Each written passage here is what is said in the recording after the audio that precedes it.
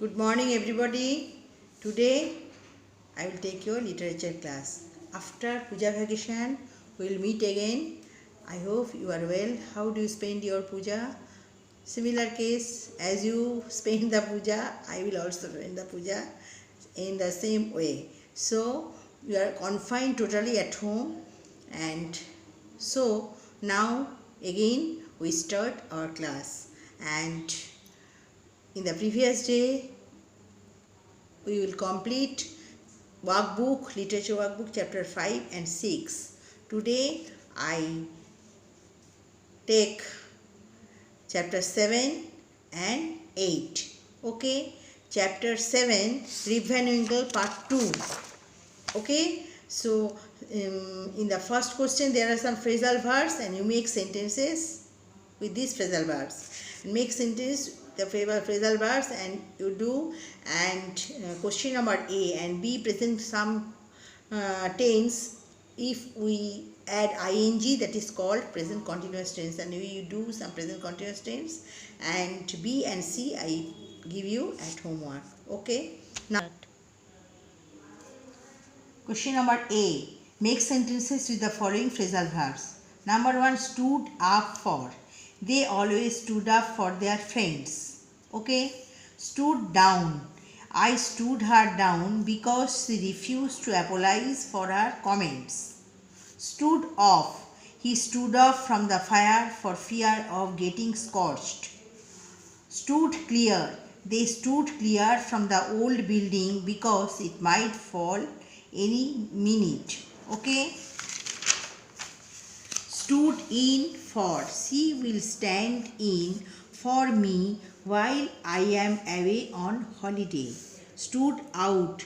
Her bright clothes always make her stand out in a crowd. Stood to. It's difficult to find stand to in a sentence. Okay, this is question number 1.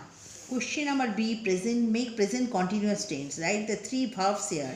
Hopping, H-O-P-P, hop verb, H-O-P-P-I-N-G, hopping. C-H-I-R-P-I-N-G, chirping, F-L-Y-I-N-G, flying. Okay, now I do question number A and B. Question number A, make sentences the following phrasal verbs. You must find out the meaning of these words from your dictionary, and then you make you also make sentences, other sentences, but I do for you here these sentences. Stood up for. They always stood up for their friends. They are always prepared for to help their friends, so they always stood up for their friends. Stood down. I stood her down because she refused to apologize for her friends. Stood her down means down. I refuse them. Then I stood her down because she refused to apologize for her comments. Stood off. He stood off from the fire. Stood off means far away, for fear of getting scorched. Stood clear. They stood clear from the old building because it might fall anywhere, any minute. Stand far away from the old building. Then stood in for. She will stand in for me while I am away on holiday. He will wait for me. Stand in for. Stood out. Her bright clothes always make her stand out in a crowd. Okay. Stood to. It's difficult to find stand to in a sentence. Okay. Present continuous tense. Write the three verbs here. Hopping, chirping, flying. And you do homework. Question number B, B and C. Okay. Now I start chapter 8, The Beggar Maid. You have already read Beggar Maid and learned Beggar Maid, the poem, and I have completed this chapter in class. So now I do some things in your workbook. Chapter 8, The Beggar Maid. Make sentences of your own using these compound words. Steady-eyed, compound words, steady-eyed. He was steady-eyed because about everything. Open mouth. The six of them just stood there, open mouth, in complete horror. Stiff-necked. His repression is caused by his stiff-necked, stifled upbringing. Okay. Now ill-clad. The British expressed sympathy for the poorly armed, unfed and ill-clad Iraqis.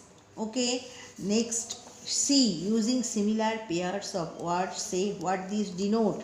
Cap and gown, a graduate. When we completed our graduation, we wear cap and gown for this sign. So cap and gown denotes a graduate. Graduate, graduate. White coat and stethoscope cap, a doctor. Doctor, stethoscope and white coat. Packed cap and shoulder flashes, an army. Side cap and chevrons, a child. Chevrons. Side cap and chevrons, a child. Okay. Now I repeat it again. Question chapter 8. Make sentences using this compound word. Steady-eyed. He was steady-eyed about everything. Open mouth. The six of them just stood there, open mouth, in complete horror. Stiff-necked. His repression is caused by his stiff-necked, stifled upbringing. Then ill-clad. The British expressed sympathy for the poorly armed, unfed and ill-clad Iraqis. Okay. Now C number. Using similar pairs of words, say what this denote. Cap and gown, a graduate.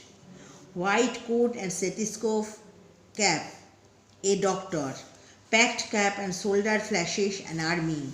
Side cap and chevrons, a child. Okay. Now I hold this page 1 or 2 or 3 seconds. Chapter 7.